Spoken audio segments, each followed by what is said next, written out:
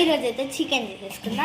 First అయితే దీంట్లోకి oil వేసుకోవాలి. అది హీట్ అయినాక దాన్ని దాల్చిన చెక్క, లవంగాలు, ఉల్లిపాయ, పచ్చిమిర్చి వేసుకొని బాగా ఫ్రై చేసుకోవాలి.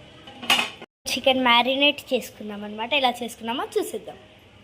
చికెన్లో మంచి శుభ్రంగా చికెన్ని కడుక్కొని ఉప్పు, కారం, పసుపు, అల్లం వెల్లిపాయ పేస్ట్, ధనియాల పొడి వేసుకోవాలి గాయస్.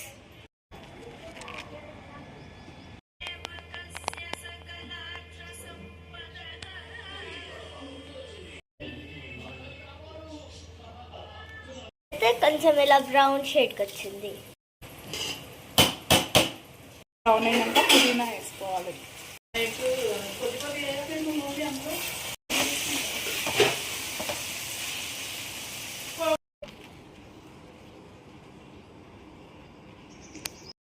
ఇందులో చికెన్ ముందు కలిపి పెట్టిన చికెన్ వేసుకోవాలి.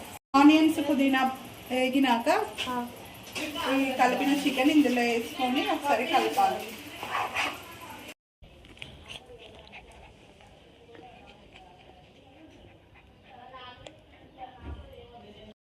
కలిపిన చికెన్ వేసుకున్నాక మధ్య మధ్యలో మాడకుండా కలుపుతూ ఉండాలి.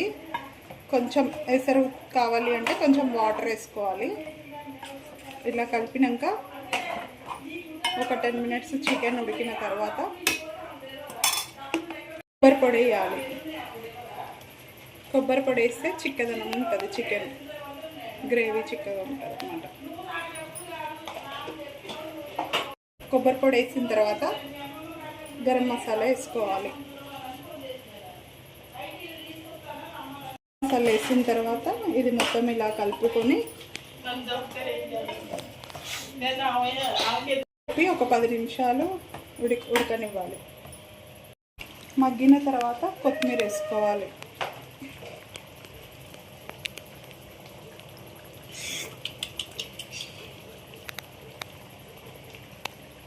కొత్తిమీర వేసినాక ఒక 10 నిమిషాలు ఉడకనిచ్చి తర్వాత బంద్ చేసుకోవాలి. అంతే.